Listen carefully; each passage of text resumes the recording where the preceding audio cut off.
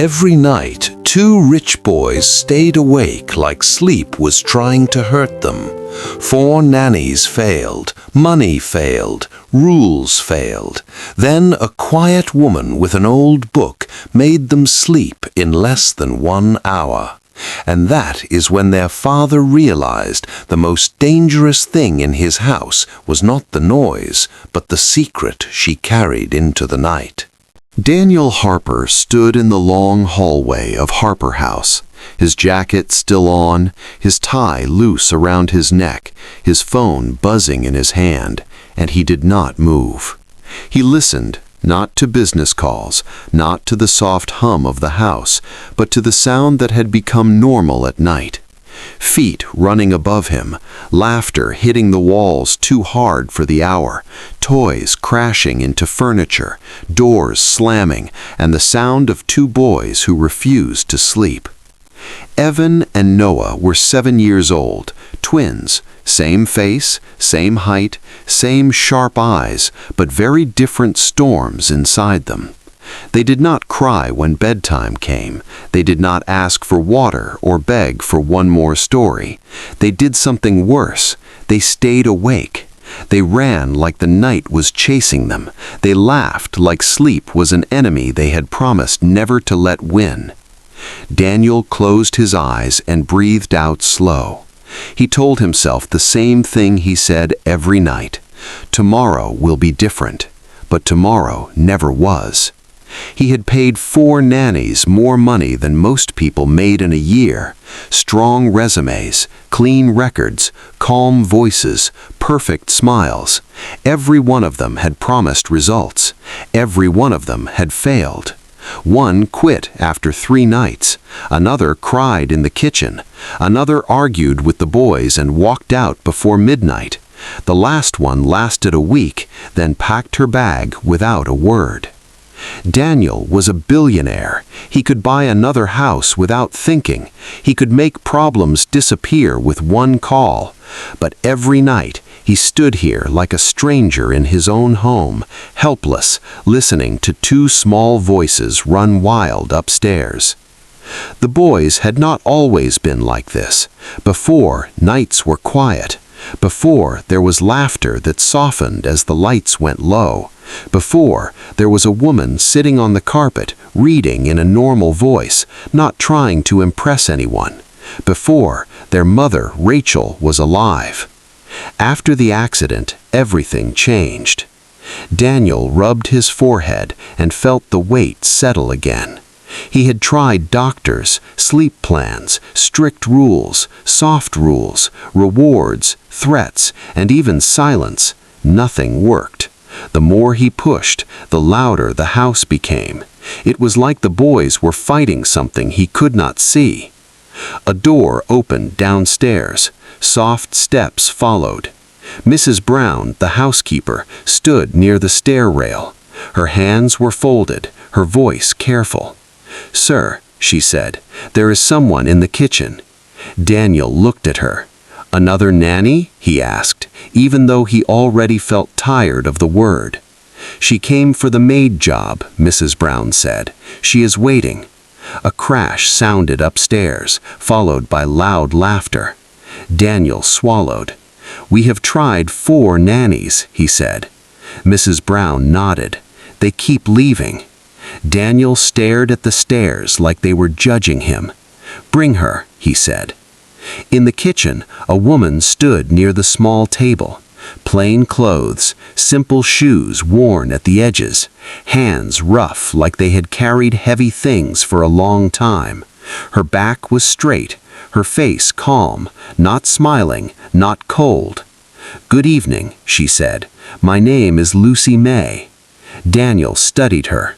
No fast talking, no long speech, no shaking hands, just a steady look, then her eyes dropped in respect.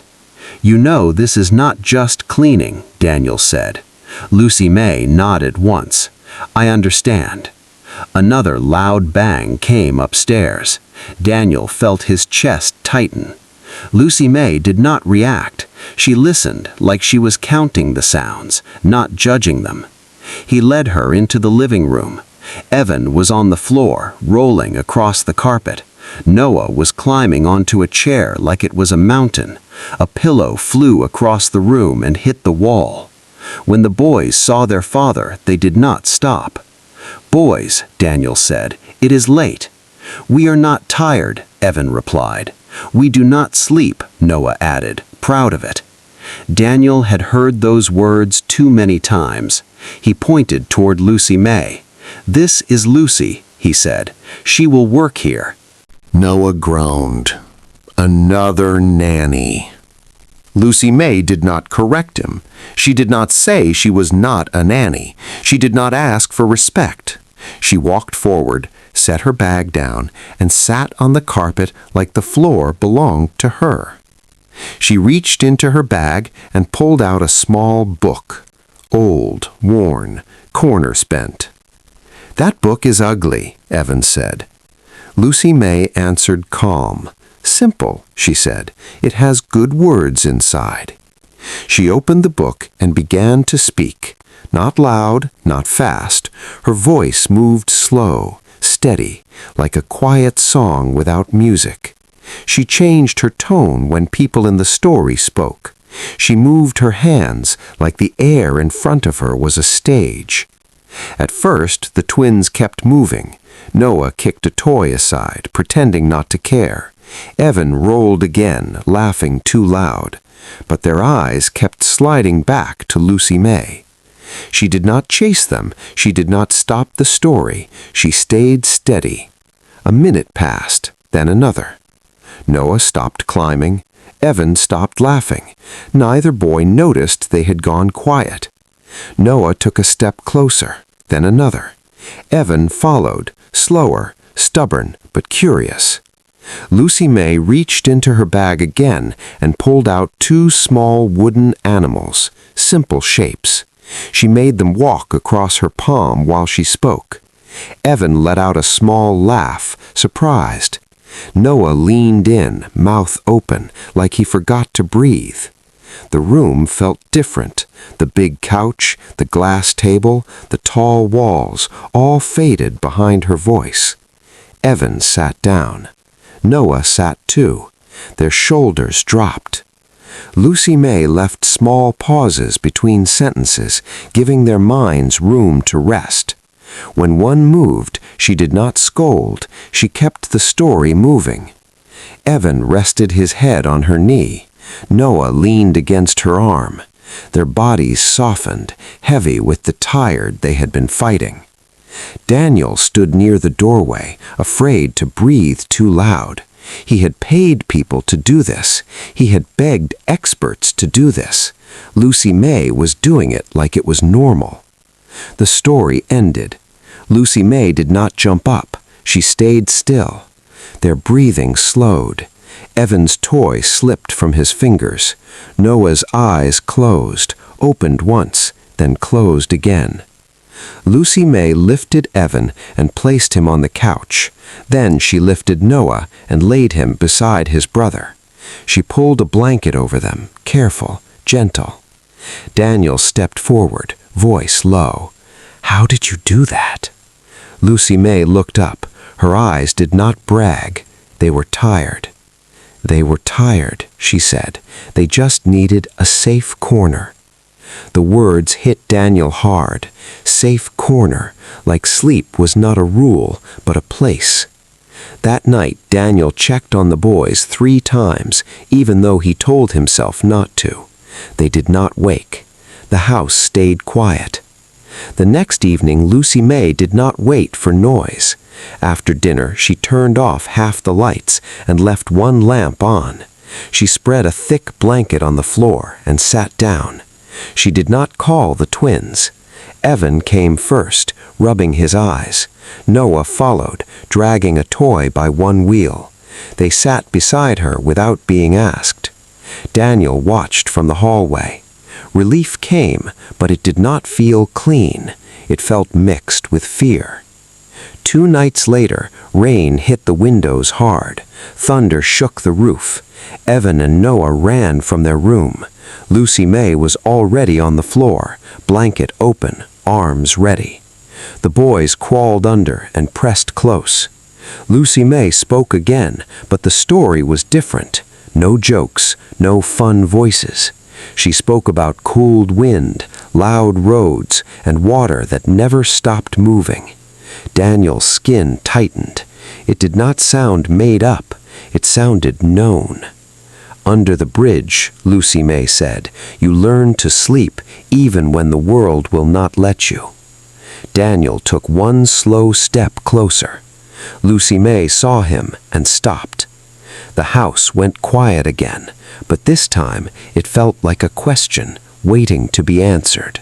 Daniel Harper woke before the sun, not because of an alarm, but because the house felt too quiet. For months, quiet had meant something was wrong. A nanny crying, a boy shouting, fear hiding in the walls. Now the quiet felt strange, like the house was holding its breath. He stood from the bed and walked down the hall. He opened the door to the twins' room just a little. Evan and Noah were asleep, faces soft, mouths slightly open, their blankets twisted around their legs. Daniel stayed there longer than he meant to, watching their chests rise and fall, slow and steady, like he was checking if peace could be real. Downstairs, he heard a soft sound, a broom moving across the floor. Lucy May was already awake. She moved without rush, sweeping like time did not scare her. Daniel watched from a distance. She did not notice him at first. When she did, she nodded once, calm. "Good morning, sir," she said. "Good morning," Daniel replied. His voice sounded careful, like he was afraid to break something. At breakfast, Evan ate toast. Noah asked for more milk. Neither boy looked wild or sharp. Mrs. Brown stood near the counter, staring like she did not believe her eyes. Daniel sat at his table with his phone beside his plate. Calls lit up the screen, meetings, deals, numbers that once mattered. He did not answer any of them. His eyes kept sliding back to Lucy May. When Evan dropped his spoon, Lucy May picked it up, washed it, and placed it back in his hand. No words, no sigh. Noah pointed at her bag. "Is the old book inside?" he asked. Lucy May nodded. "It is." "Read it now," Evan said. Lucy May looked at the clock. "After breakfast," she said. Evan opened his mouth to argue, then stopped. He nodded once. Daniel noticed that, a rule without fear. Daniel stayed home that day. Work did not matter. The house sounded different. Softer steps, fewer crashes, small voices that did not hurt the ears. In the afternoon, Daniel walked past the laundry room and stopped. Lucy May was folding clothes. Evan and Noah sat on the floor, sorting socks into piles, serious like it was important work. "This one is lonely," Noah said, holding up a blue sock. Lucy May smiled small. "Then find his brother." Evan found the pear and placed it beside it. "Now it is not lonely," he said, proud. Daniel felt his throat tighten. After Rachel died, the boys had changed fast. At night, they made noise like noise could protect them. Daniel had tried to fix that with money. It had not worked. Lucy May had brought no tools, just time. That evening, the twins asked for the corner early. Lucy May dimmed the lights, spread the blanket, and sat against the wall. Evan rested his head on her leg. Noah curled close. Lucy May told a story about two brothers who shared one blanket when the night felt too big. They fell asleep fast. Later, Lucy May washed her hands and picked up her bag. Mrs. Brown handed her an envelope. Daniel stood near his study door. "Lucy?" he said. She stopped. "If you need anything, tell Mrs. Brown," he said. Lucy May nodded. "I will." She stepped out into the night. Daniel watched from the window. A taxi picked her up and drove away. The words, "under the bridge," would not leave his head. On the third day, Daniel sat at his desk. Papers meant nothing. He heard feet in the hall. Evan and Noah stood in the doorway. "Dad," Evan said, "Lucy told us something." Daniel set his pen down slow. What did she tell you? She sleeps under a bridge, Noah said. Daniel felt cold move through him. Did she say it like a story? Evan shook his head. No, Dad, it is real. Noah added, there is wind there and water that never stops. Daniel did not speak.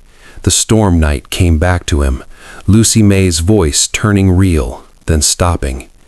That evening, Daniel drove with the radio off. He searched for bridges near the river. One stood near an old road. He went there. The city changed as he drove. Bright lights faded. Streets cracked. Under the bridge, water moved slow and cold. Wind cut through the space. He saw bags, blankets, a small fire in a pan. Then he saw her. Lucy May stood near a pillar, sweater over her work clothes, checking the ground with care. A thin boy sat nearby, shaking as he poured water. Lucy May steadied his hands. Daniel stepped out of the car. Lucy May turned fast. Fear crossed her face. Mr. Harper, she said. I am not here to shame you, Daniel said. You should not be here, she replied. My sons told me, Daniel said. They talk because they care, he added. Lucy May looked away.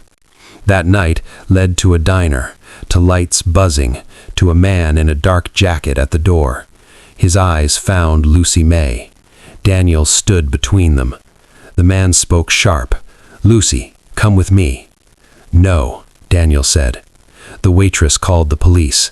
Lucy whispered, his name is Trent. The word fell heavy. Trent laughed, then left when sirens came close.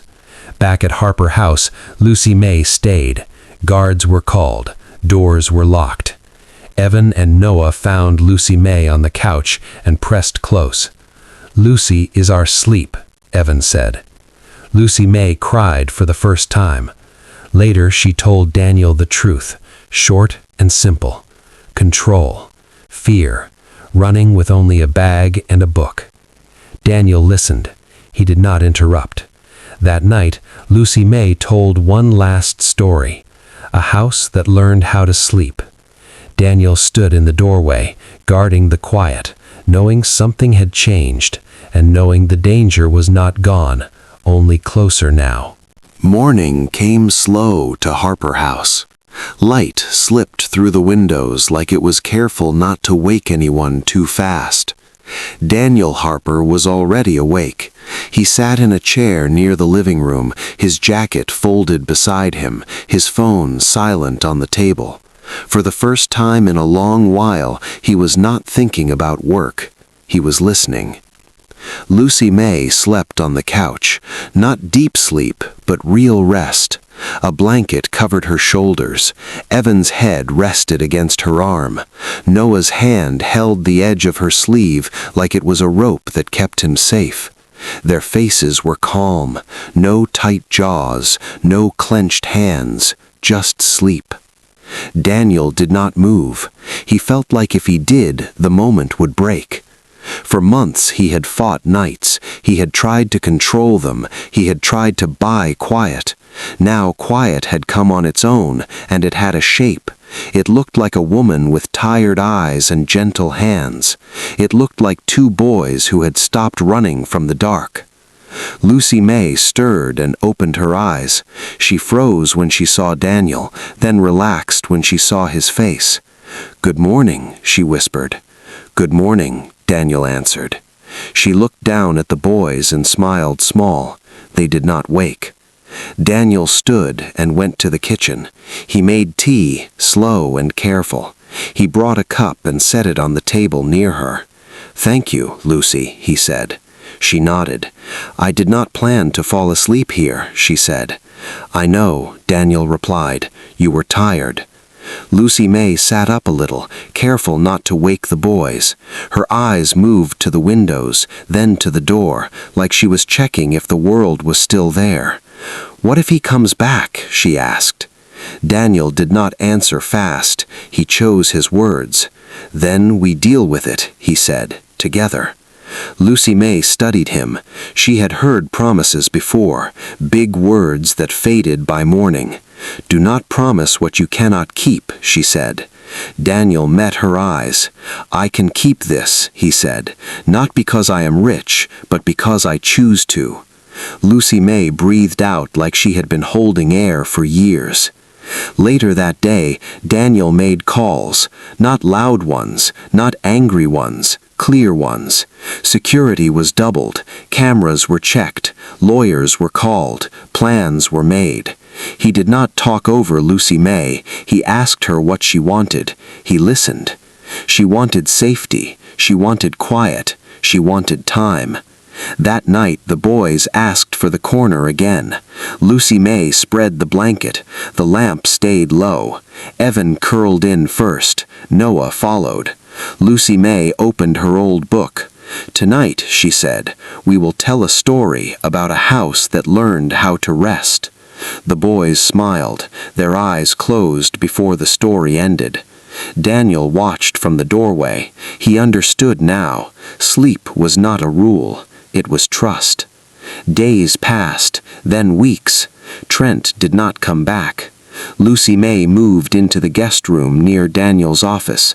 The door locked. The window faced the garden. She slept better. Not perfect, but better. Evan and Noah changed. Not fast, not all at once, but small things grew. They laughed softer. They asked questions. They slept. One afternoon, Noah asked, "Lucy, why do you like the corner so much?" Lucy May thought, then answered simple, "Because it is safe." Evan nodded. "Safe is good," he said. Daniel heard that from the hall and felt his chest tighten. One evening, Daniel sat with Lucy May after the boys slept. The house was quiet, not empty, quiet like a breath held in peace. "I tried to fix everything with money," Daniel said. "I thought if I paid enough, the pain would leave." Lucy May shook her head. "Pain does not listen to money," she said. Daniel smiled. "I see that now." Lucy May looked down at her hands. "I did not think I was allowed to stay," she said. "I thought rich houses do not keep people like me." Daniel answered slow, "This house keeps people who care." She nodded. That night she slept without fear. Months later, Harper House felt different. Not louder, not richer, warmer. The corner stayed, the lamp stayed, the blanket stayed. Lucy May stayed. Daniel learned something he never forgot. Being rich was not about owning everything. It was about standing between danger and the people you love. Evan and Noah learned too, that sleep comes when you feel safe, that fear gets smaller when someone stays. And Lucy May learned that running does not mean you are weak. Sometimes it means you are brave enough to choose life. Outside, the world stayed loud. Inside, Harper House learned how to rest. And that was enough.